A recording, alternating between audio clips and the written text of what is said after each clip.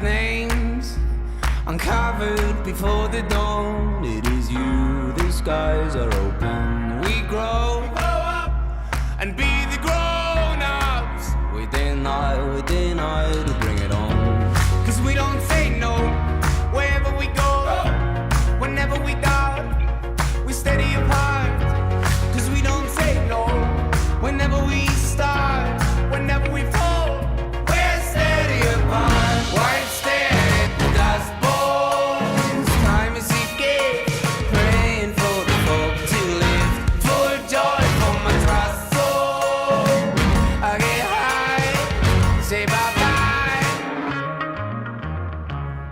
Lately, I fade through the mirror. Within I to push it on. There times I swim till I shiver. Within I to push it on. Is it terrifying? No, I don't think so. It's the way it is, you know. Everything must come to an end. The drip finally stops. See you on the other side. White stare at the dust bones. Time is a gift, praying for the folk to live. Full of joy for my trust soul.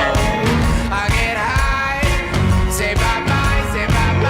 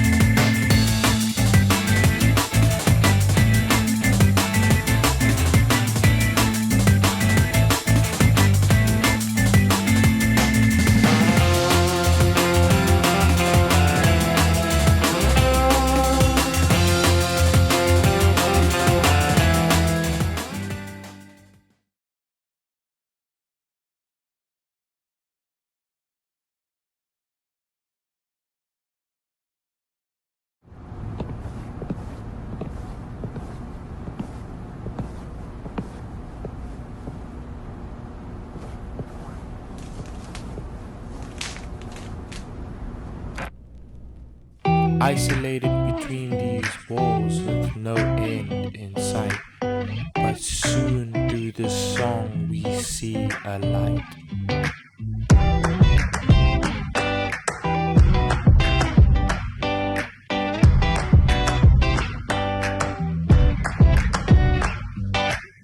I came in from the outside, burned out from a joyride. She likes to roll here in my ashes anyway. Played from the bedside, still by starlight. There was my heart, the drums that start off night and day. The same kind of music haunts her bedroom. I'm almost me again, she's almost you. I wouldn't know where to start. Sweet music playing in the dark. Be still my foolish heart, don't ruin this on me. I wouldn't know where to start. Sweet music playing in the dark. Be still my foolish heart, don't ruin this on me.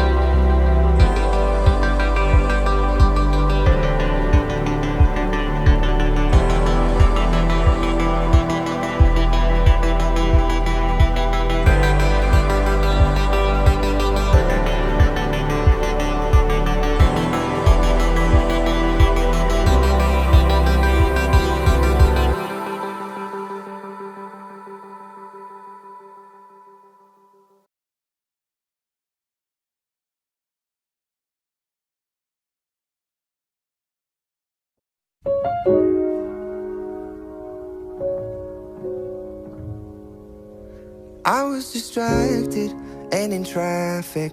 I didn't feel it when the earthquake happened, but it really got me thinking. Were you out drinking? Were you in the living room chilling, watching television? It's been a year now. Think I figured out how to let you go and let communication die out.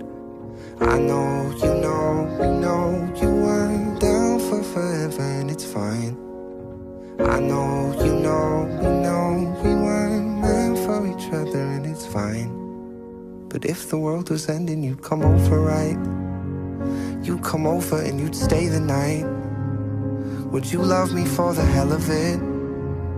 All our fears would be irrelevant. If the world was ending, you'd come over, right?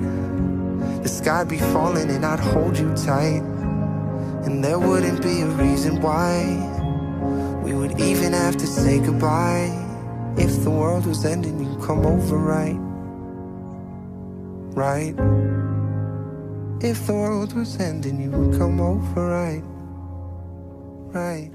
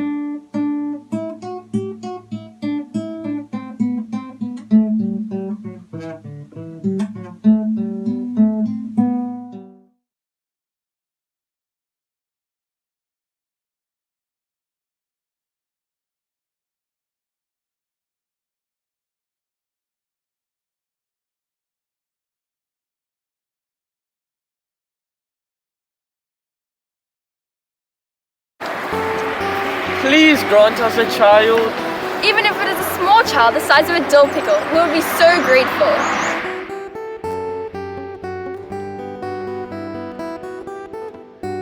They asked the gods, and one day the baby was born. He was truly a dill pickle-sized little boy. Oh, he is such a cute child. He's so small because he's just been born. I'm certain that before long he'll become a large, healthy boy. The old couple were very happy and they gave the boy Get Some Booty. And they decided to bring him up with a lot of love, which came in the form of money for Skittles and YouTube Premium. Get Some Booty grew up healthy. However, his height did not increase. One day, he received a toothpick in place of a sword from his dad when he was eating biltong. He placed it in a biodegradable straw worn in his waist. He then placed his hands on it and said, For now, I'm going to the capital. I shall return a famous adventure vlogger. Father and mother were surprised, but they could not change Get Some Booty's determination to go to the capital. You must go up a big river. Take care of your health, you know. Don't do dangerous things. Don't worry, I shall be safe and wealthy when I return. While Get Some Booty was being seen off by his mother and father, he got in a Starbucks cup and used it to row down the river. It took many days. At last he arrived at the capital. The capital was very busy and lively with many people walking with hurried steps. Horses and cars passed by. While being careful of his surroundings, Get Some Booty went walking on the road and soon he came to the front of a mansion that had magnificent gates. Wow, this looks like the mansion of the mayor. Here I might receive work for a while. Excuse me. He said and called around. There was no answer. Excuse me. From the bottom of his chest, he called around with a big voice. This time, a magnificently dressed mayor came out from within the mansion. He couldn't see the boy. What? There is no one there. Strange. Seems like someone is calling. It seems, but... The mayor was looking around the area. Yeah, here I am.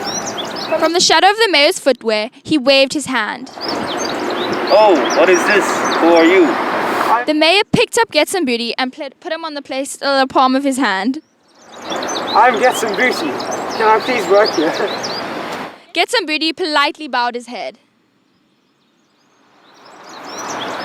Good, alright. You're a cute child. It's good for you to stay here forever. The mayor granted Get Some Booty's wish and took Get Some Booty to the place of the princess. The princess came to love Get Some Booty because he was so cute and they played together in the gardens of the mansion all day long. One day they went out to visit a shrine and on their way home from within the woods, suddenly 2 muggers came running to try kidnap the princess. Then the devil picked Get Some Booty up in his fingers. He swallowed him with his mouth open wide. Inside of the devil's stomach was quiet and dark. He could not see anything. Get Some Booty swung up his toothpick and ran around while pricking the inside of the devil's stomach. The devil spat him out as it was unbearable. If you don't eat him, I will eat him. The other devil picked Get Some Booty up in his fingers and then again tried to put him in his mouth. Get Some Booty was smoothly escaped and he pricked the devil's eye with his toothpick.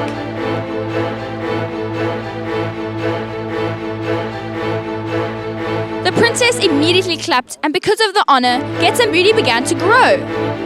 He became a magnificent young man. Being so tiny, no one appreciated him. But when they could see him, the more they looked, the more beautiful his face was. The more the mayor came to like him. And he chose Get Some Booty as the groom of his princess. This is so great. A hero of a man and a princess of a woman joining together in holy matrimony. Get Some Booty got happily married. He invited his old mother and father to the capital. Together with the beautiful Princess Booty, they got married. That's the end of the Get Some Booty story. I guess you can say he really did get some booty after all.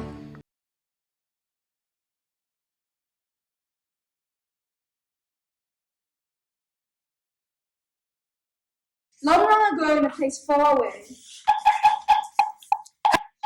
there was a youthful farmer couple that could not have children. When the man went out to work in the farm, the woman went out to the river to wash her clothes. Each day they ate breakfast together and then went out to work. Goodbye, my dear. Stay safe. It all happened one day. While the old woman was washing clothes at the river, she spotted a basket floating in the reeds. She picked it up and saw a baby inside it. She carried the baby to the farmhouse and called her husband over.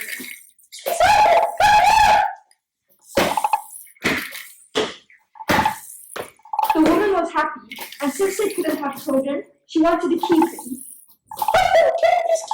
Of course we can keep him. What a lively baby. They gave the name Mama Tura to this child and brought him up with so much care. Mama Tura ate loads of ability and he quickly became large, and he and his father always worked in the farm together. Whatever they teach him, he learned quickly. Is it rare that a child is like this? The man and the woman loved Mama Tura more and more, but at the time, devils often approached the village and would raid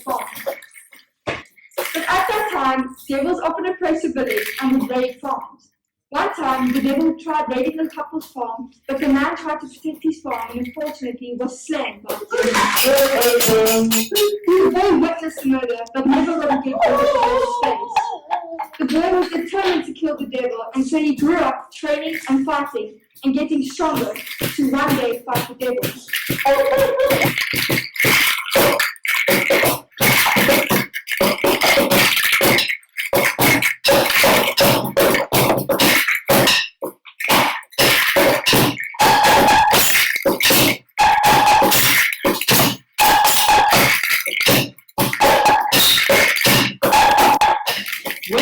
When the monster turned 18, his mother finally told him who the devil was and where to find him. I'm going to get rid of the devils. I'm going to devils. I need to get rid of them. So please, mother, make me South Africa's best boerewors. The woman made South Africa's best boerewors to make him strong on his journey. Thank you. When Mama Tura was walking by an alley, he saw a dog coming off his daily run. Mama Tura, where are you going? Devil's Island to get rid of all the devils. What's that on your way? South Africa's best boerewors. Oh, have some. I'll help your attendant. Yeah, sure. Come along. They went to the mountain and walked by a man named Monkey doing weights.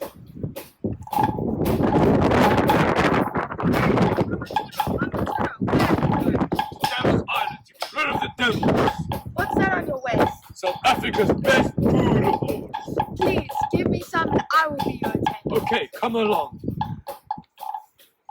They went deep inside the mountain, and Pheasant came running down the mountain on his daily run. Get rid of the devils. What's that around your waist? South Africa's best boerewors. Give me one and I'll be your attendant. Okay. Mama Tura walked with Dog, Monkey and Pheasant to go help him fight the devil.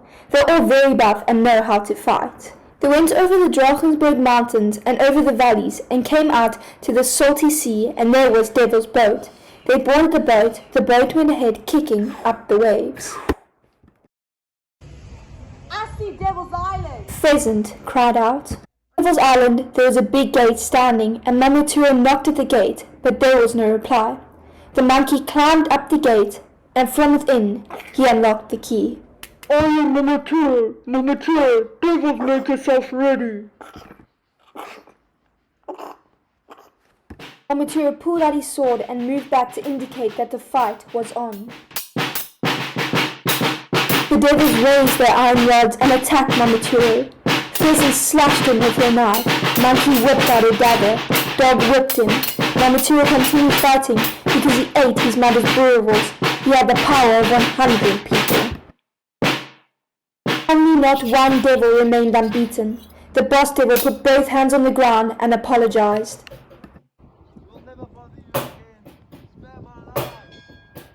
The moral of the story is to eat well to become as strong as Mama Tura.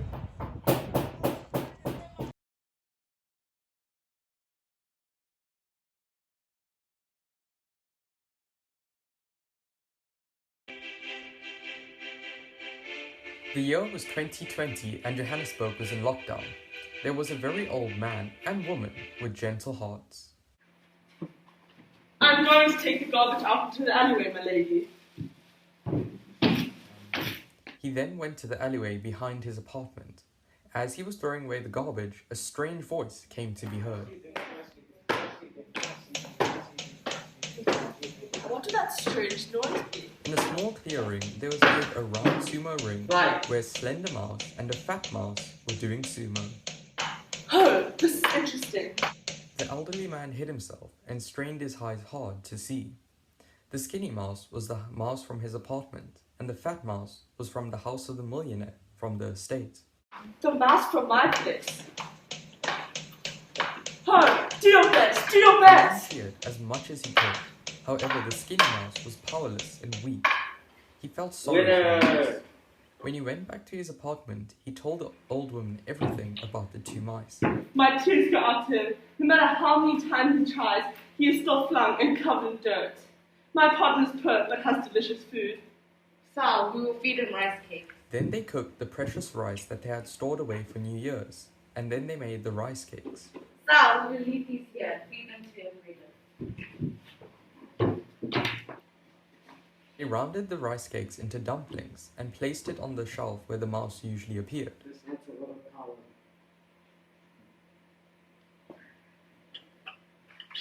On the morning of the next day, all the rice cakes were gone. He was feeling happy and went out again to observe the two mice. While searching for them in the alleyway, he heard another noise. Oh,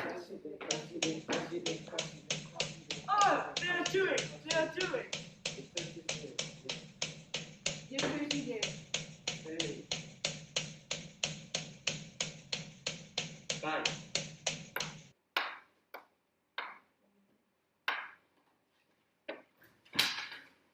Winner! Let's go again. The two mice continued to fight, and eventually the mouse from the millionaire's estate was flung away. Winner!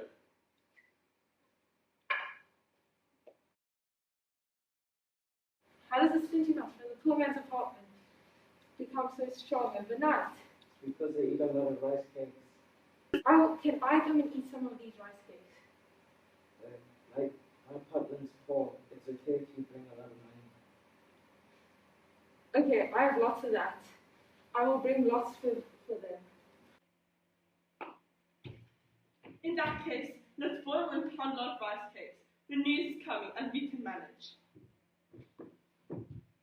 The elderly man and woman pounded more rice cakes for both of the mice.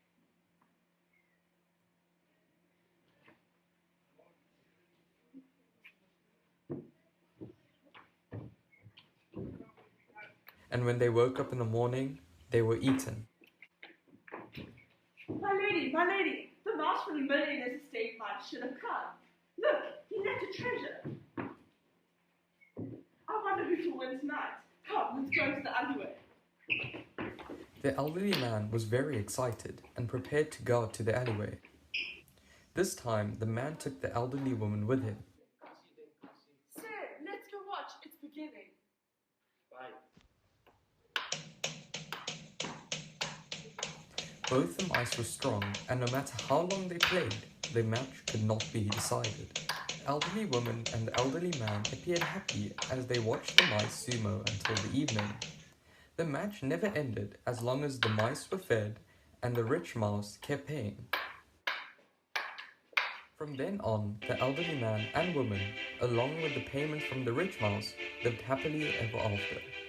And there ends the story of Mouse Sumo.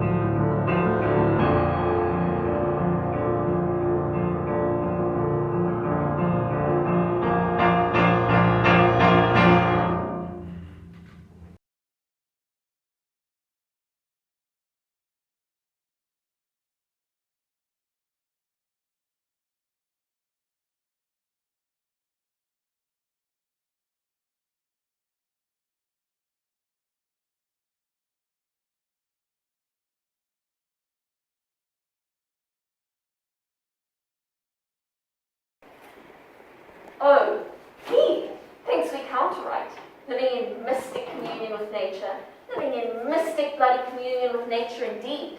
But us, count, Mother.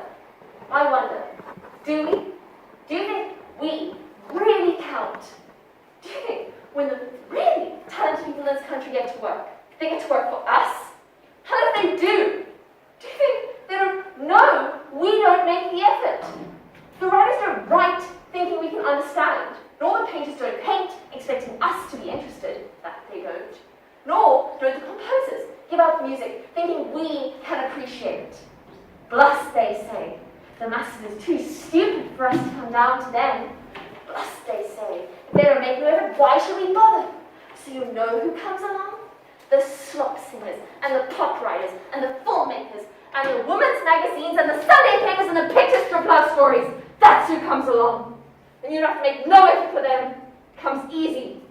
We know where the money lie, they say. The workers have got it, so let's give them what they want. If they want slop songs and film idols, we'll give them that then. If they want words in one syllable, we'll give them that then. If they want third-rate blast, give them that then. And if it's good enough for them, so don't ask no more. The whole stinking commercial world insults us and we don't care a damn. Oh, Ronnie is right. Our own bloody fault. We want the third rate. We got it, we got it, we got it, we... Did you hear that? Did you hear it? Did you listen to me? Jenny, I'm not quoting no more. Jenny, Frankie, Mother.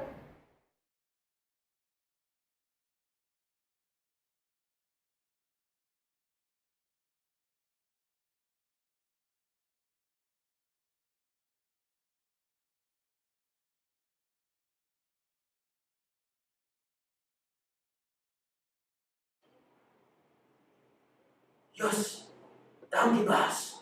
You should have seen the two sitting there with your sad story. White man was doing us a favor. You should have helped him. He wasn't just burning poor dogs. They alone can't stink like that. Or burn like that. There was something else in that fire. Something rotten. Us. Our sad stories, our smells, and it burnt. Put down it burnt. I watched that too. The end was quiet and a pile of ashes. Then, I went back to the place where our Bondok had been. There where we crawled in and out like baboons, where we ate like them and sat, our head between our knees, our fingers in a pot, hiding away so that the others wouldn't steal our food.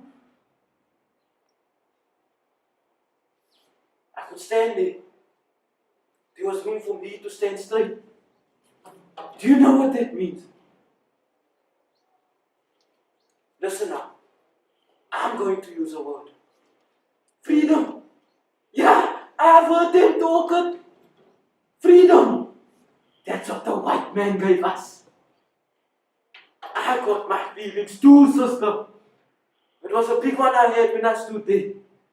That's why when we picked up our things and started to walk, I wanted to sing. It was freedom.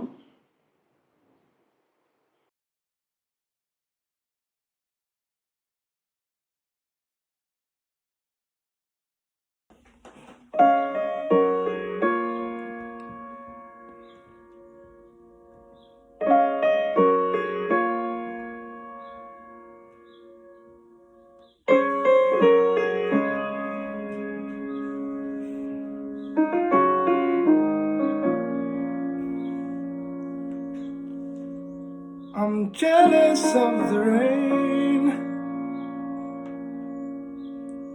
that falls upon your skin. It's closer than my hands have been. Oh, I'm jealous of the rain. I'm jealous of the wind that ripples through your clothes. It's closer than your shadow. Oh, I'm jealous of the wind. 'Cause I wished you the best of all this world could give. And I told you when you left me, there's nothing to forgive. But I always thought you'd come back, tell me all you found was heartbreak and misery. It's hard for me to say, I'm jealous of the way you're happy without me.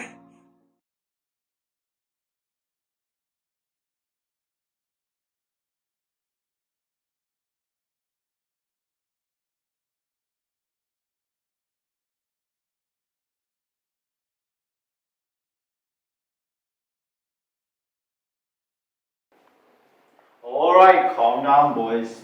Now, the thing about shooting from the foul line is, it's psychological. The rest of the game, you're cooperating with your teammates. You're competing against the other team. But at the foul line, it's you against yourself. And the danger is, you start to think. When you start to think, your body locks up. You stop breathing. So, you have to remember to relax. Take a deep breath, unlock your knees. This is something for you to watch, Jimmy. You stand there like a parking meter. Come up with a routine of what you do. Shift your weight. Move your hips. Oh, you think that's funny, Ralph? What's funny is you never getting a foul shot. Don't worry if you look silly. They won't think you're silly if you get the basket. Come up with a routine, concentrate on the routine, and you'll forget to get tense done. Now, on another matter. I've noticed several of you guys have dirty fingernails. I don't want to see that. I'm not talking about the length of your nails, I'm talking about cleanliness. See, mine are long. I like them a little long. But look at how clean they are. That's what makes it okay. There was this kid I grew up with, Timmy Matheson. Never had clean nails. He used to stick his fingers up in his nose, in his mouth. This is a true story, learn to listen. He got spinal meningitis and died a horrible death. Sometimes it's the little things that get you. You try to talk to a girl with those filthy paws, Mr. McConroy, she's gonna take off like she's being chased by the red Chinese. Alright. What am I gonna do with you boys? Okay, go get dressed, come on over to the rectory, we'll have some Kool-Aid and cookies, then we'll have a ball session. Let's go!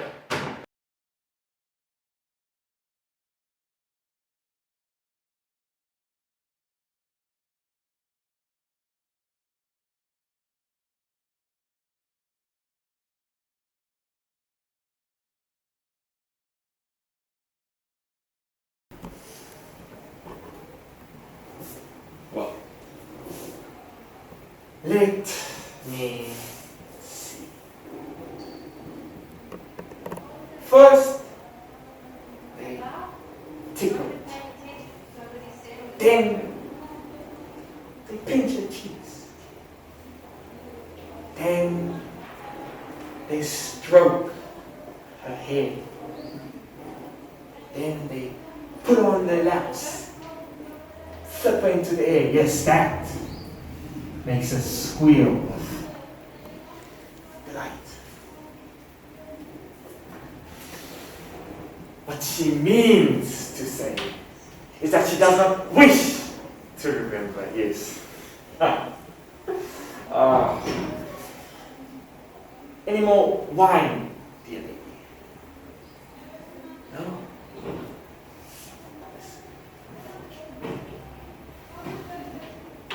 Well, let me see. It was an early spring morning, yes. Just like this one. Except there was a storm. And as I walk through the lashing rain, I see a small flickering light. And as I get to this light, I arrive at a small and desperate little hovel. Oh, come now, we'll amuse the ladies, won't it? Now, upon my arrival at this hovel,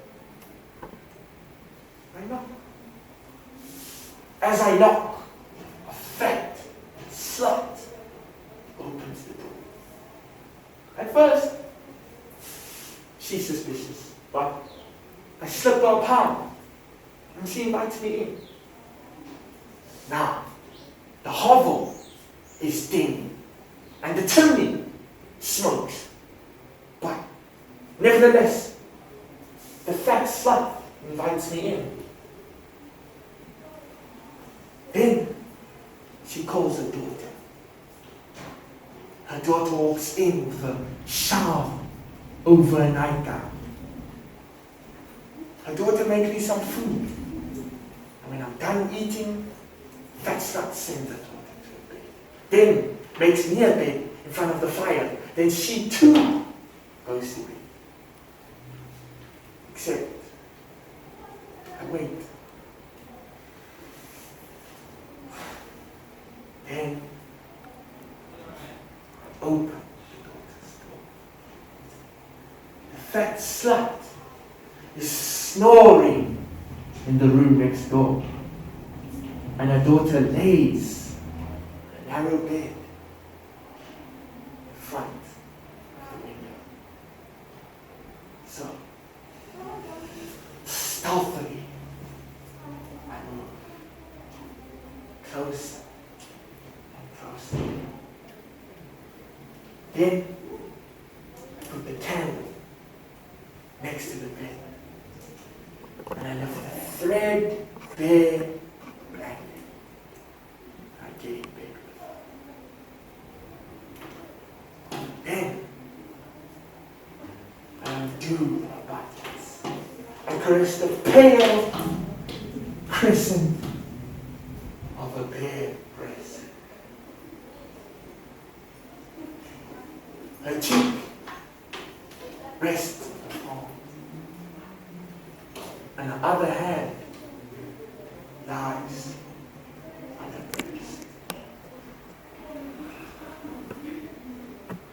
I touch the small hollows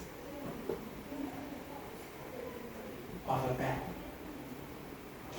She turns her head and she sighs.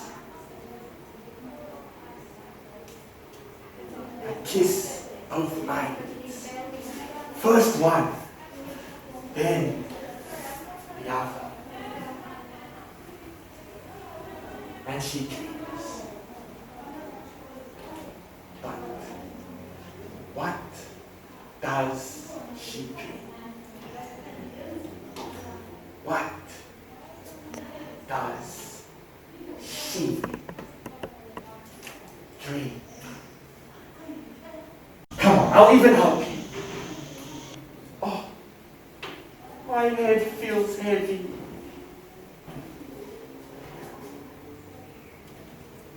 Yes. Yes, yes. Okay. With your arms on top of your head, I pull you closer. And your head. See, I knew you remember the dream. Your eyes flickered and you moaned. See, I knew you would remember the dream.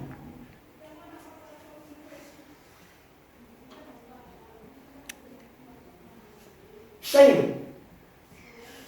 No, that was not shame. That was hot blood coursing through your veins. That was not shame.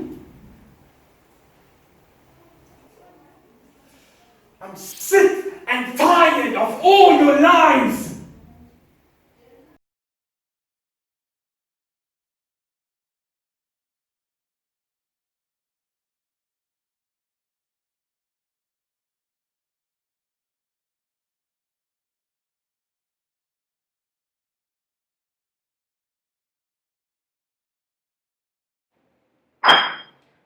Oh, she's so clumsy. I watch for her to do the same things every night. The way she jumps on the bed as if she was stamping on someone's face and draws the curtains back with a great clatter in that casually destructive way of hers. It's like someone's launching a battleship. Have you ever noticed how noisy women are? Have you? The way they take the floor about, simply walking over it. Or have you watched them sitting at their dressing table, banging down their weapons and dropping their bits of boxes and brushes and lipsticks, I've watched her do it night after night, and when you do, you realise what a refined sort of butcher she is. Did you ever see some dirty old Arab sticking his fingers into some lamb fat and gristle mix? Well, she's just like that. Thank God they don't have many women surgeons.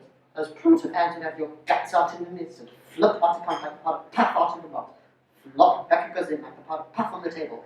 She'd drop your guts like hair clips and flop all over the floor. You have to be fundamentally insensitive to be as noisy and as clumsy as that. You know, I had a flat underneath a group of girls once, and you heard every damn thing those brats did all day and night. But those, even the most ordinary everyday activities were sort of assault coursing of sensibilities. I used to plead with them. I even got screaming the most ingenious obscenities I could think of up the stairs, but nothing. Nothing would move them. They beat me in the end. I had to go. I suspect they still had now. Driving some other poor devils out of their goddamn minds. Banging their saucepans and irons and dropping their bits and boxes and brushes and lipsticks. The eternal flaming racket